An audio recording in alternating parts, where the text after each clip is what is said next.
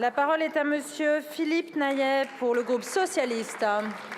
Merci Madame la Présidente. Ma question s'adresse à Monsieur le ministre de la Transition écologique et de la cohésion des territoires. Au moment où se déroule la COP28, je voudrais, Monsieur le ministre, attirer votre attention sur les enjeux du changement climatique pour nos territoires ultramarins. En mars 2023, le GIEC rappelait que chez nous, et plus particulièrement nos îles, sont, comme toutes les régions du monde, déjà affectées par le changement climatique, mais elles seront de plus en plus. Inondations lors des cyclones tropicaux et fortes pluies, élévation du niveau de la mer, sécheresse et leurs conséquences pour l'agriculture et pour des populations exposées déjà à des restrictions d'eau.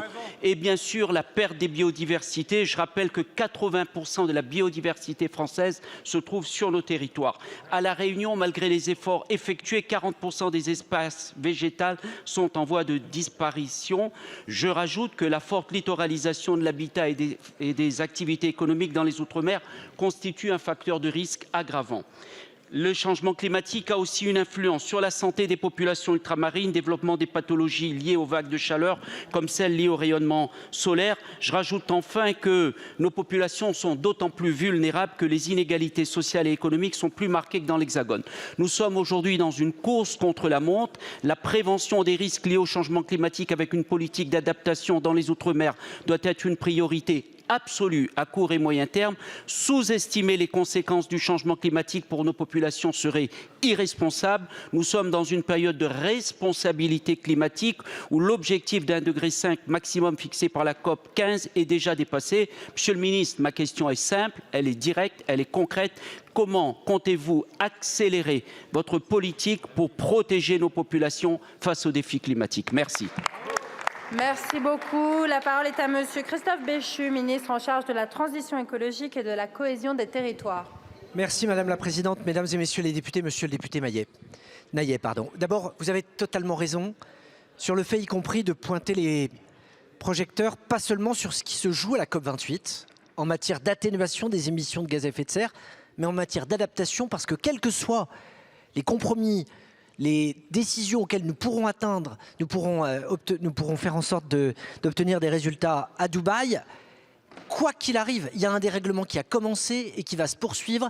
Et les trajectoires d'atténuation sur le plan mondial nous conduisent au plus 4 degrés à la fin de ce siècle pour la France, tel que j'ai eu l'occasion de dire il y a quelques mois. Et ça n'est pas renoncer à accélérer la baisse de nos émissions, c'est sortir du déni et sur la nécessité de protéger les populations. Et donc de façon très claire, cet après-midi à 15h30, j'ai la prochaine réunion interministérielle pour finaliser tout un pan de notre programme national d'adaptation au changement climatique qui sera présenté en janvier. Comment, compte tenu des hausses de température déjà constatées, des diminutions d'eau disponible, des besoins de mieux lutter contre les vagues de chaleur, établir un plan global, le premier, qui soit financé, qui soit complet, qui révisite 256 référentiels pour assurer des continuités et de la résilience et qui pose sans tabou la question des catastrophes naturelles et de la soutenabilité des assurances compte tenu de la multiplication des risques auxquels nous sommes soumis. C'est aussi le sens des COP territoriales qui sont en train de se déployer. 2 ont déjà eu lieu en Outre-mer. La 3e, c'est dans 48 heures à La Réunion.